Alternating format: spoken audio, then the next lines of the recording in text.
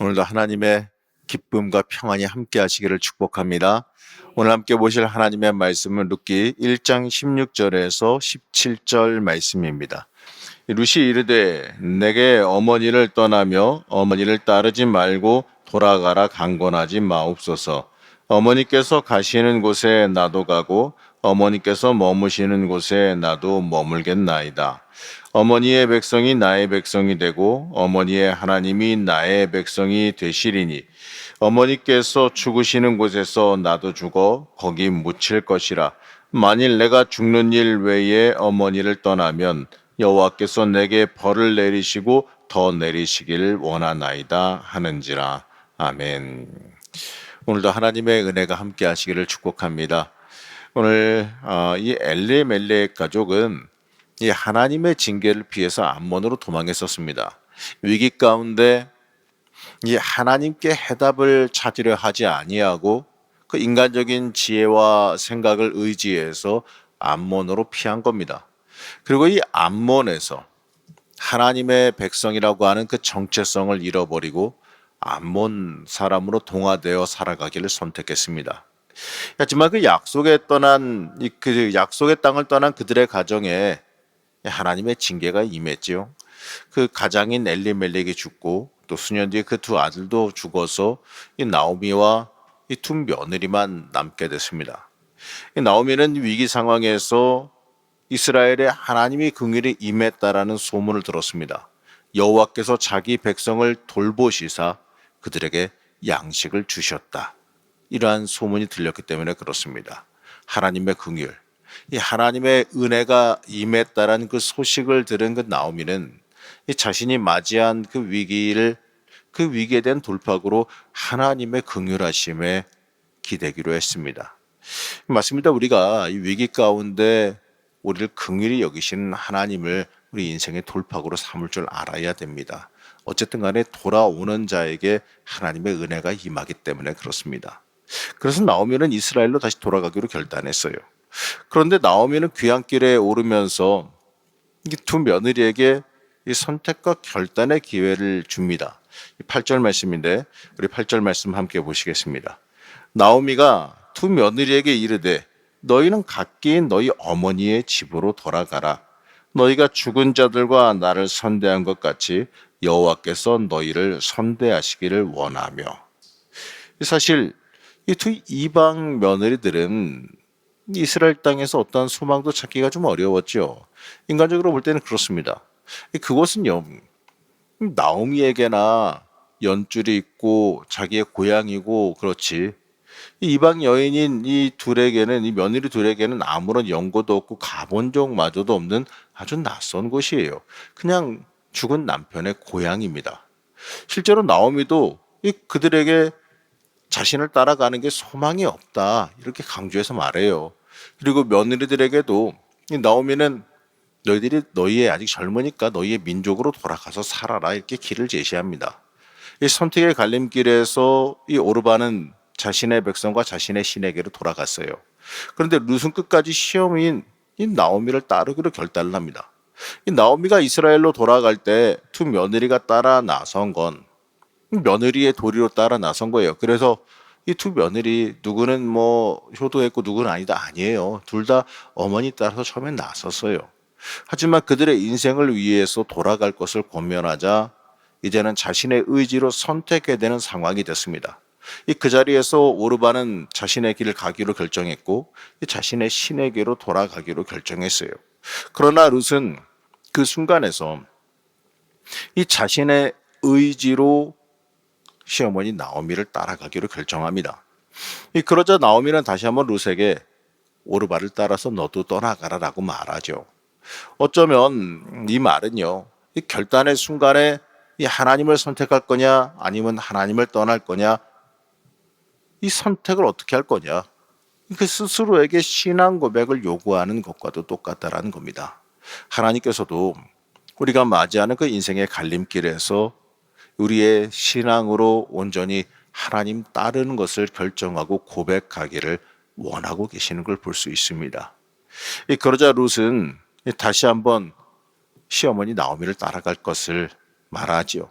그런데 룻이 이스라엘로 가기로 결정한 이유는 단순히 효도의 개념, 시어머니 걱정돼서 어머니 어떻게 혼자서 거기까지 가요? 이런 개념이 아니에요. 자, 아까 읽었던 16절에 17절 말씀 다시 한번 읽어보시겠습니다. 룻이 이르되 내게 어머니를 떠나며 어머니를 따르지 말고 돌아가라 강권하지 마옵소서. 어머니께서 가시는 곳에 나도 가고 어머니께서 머무시는 곳에 나도 머물겠나이다.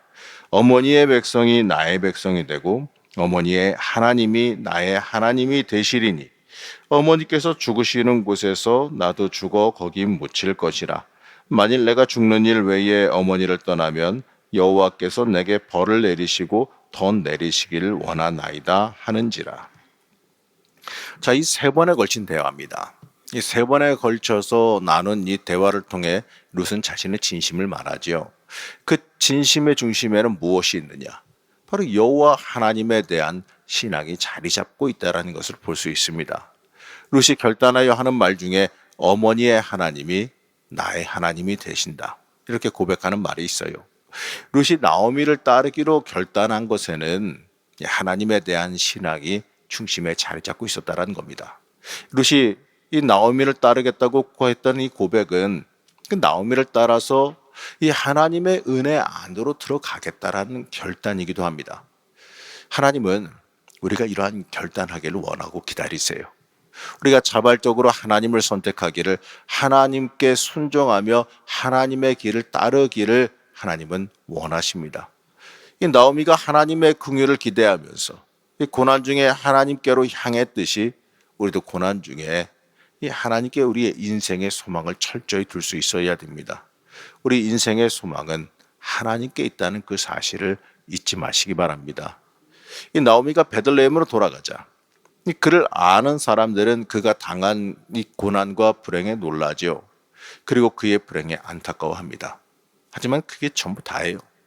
사실 사람들이 우리를 말로 위로는 할 수 있습니다. 하지만 그것으로요, 우리의 고통과 고난의 문제를 해결할 수는 없어요. 우리의 고통과 이 고난의 문제는 전적으로 하나님의 은혜로만 해결할 수 있기 때문에 그렇습니다. 여러분, 이걸 잊지 말아야 됩니다. 이 모압으로 하나님을 피해 도망했던 그 나오미가 이제 비참한 모습으로 베들레헴으로 돌아와요.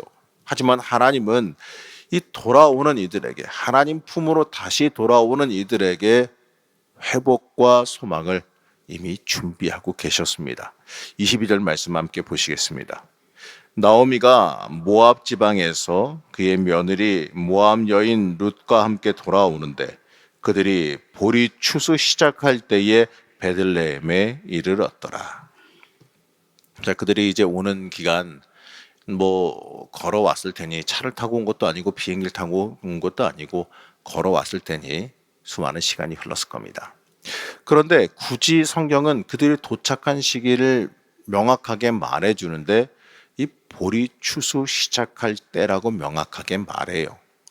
성경에서 이러한 식으로 특별한 시간이나 시기, 장소, 사람 이름, 이러한 것들을 특별하게 기록할 때에는 그 안에 하나님의 의도와 뜻이 있음을 우리가 알 수 있습니다. 이 추수는 성경에서 굉장히 상징적으로도 많이 쓰이는 단어인데, 이 추수는 일반적으로 하나님께서 긍휼을 베푸신다라는 것의 상징이에요. 그리고 앞으로도 다가올 희망에 대한 상징입니다. 룻은 우리가 이제 앞으로 보겠지만 이 수확에 참여하고 그로 인하여서 더 큰 하나님의 은혜를 체험하게 됩니다. 사랑하는 우리 성도 여러분, 우리가 하나님께로 돌아오면 우리도 모르는 사이에 하나님은 회복과 소망, 우리의 살 길을 준비하고 예비하고 계십니다. 이들이 만약에 추수 때 돌아왔으니까 그렇지, 추수 때 돌아왔으니까 아무래도 소출이 풍성하게 나는 때이니까 사람들이 나누어 먹이고 걷어 먹이고 이러면서 이들이 생존할 수가 있었던 거지, 만약에 이들이 그 추수기가 아니라 모든 식량이 떨어질 때쯤에, 그때쯤에 왔었으면은 돕는 사람이 이때처럼 많지 않았을 거예요. 나가서 걷어서 먹을 수가 없었을 겁니다. 이들이 생존의 문제가 힘들었을 거예요. 그러나 하나님은 그러한 상황을 아시사 이들이 돌아올 때쯤이 추수쯤이 되게 만드셨다라는 거예요. 그러니까 하나님께서는 우리가 하나님 품 안으로 돌아오기만 하면 우리도 모르는 사이에 이처럼 살 길을 준비하시고 또 모든 것을 풀어가시며 이끌어가시고 만들어 가신다는 걸 우리가 여기서 읽을 수가 있습니다. 이걸 우리가 잊지 말아야 돼요. 하나님께로 돌아오면 우리의 인생에 살 길이 열린다는 그 사실을 잊지 말아야 됩니다. 고난 중에 어려움 중에 있을지라도요. 우리는 그럴 때일수록 더더욱 하나님 앞으로 나아가기를 고백할 수 있어야 됩니다. 어려울수록 주를 향한 신앙을 철저히 고백하며 살아가야 됩니다. 그리고 하나님 앞에 믿음으로 나오게 되면 그때 하나님께서 준비하신 회복과 은혜를 우리가 체험하게 되어 있습니다. 여러분, 그렇기 때문에 오늘 하루도 하나님 앞으로 나오시기를 부탁드립니다. 하나님 앞으로 나오면 하나님께서 준비하신 회복의 은혜를 체험하게 되어 있습니다. 오늘도 기도하시면서 하나님 앞으로 나오셔서 하나님께서 준비하신 그 회복과 은혜를, 그 미래에 대한 소망을 체험하는 그런 귀한 기도의 시간 되시기를 시간 간절히 축복합니다. 잠시 기도하겠습니다. 우리의 소망과 우리의 길이 되신 하나님, 우리가 때때로 마주하는 고난과 어려움 중에서도 하나님께 향하는 믿음이 우리에게 자리 잡아 있기를 원합니다. 하나님, 이 주님 앞으로 온전히 돌아올 때 이 회복과 소망이 임할 줄로 믿습니다. 하나님께 철저히 소망을 두며 살아가는 주의 자녀가 우리가 되게 허락하여 주시옵소서. 오늘도 하나님께 소망을 두고 하나님 앞에 엎드리기를 원합니다.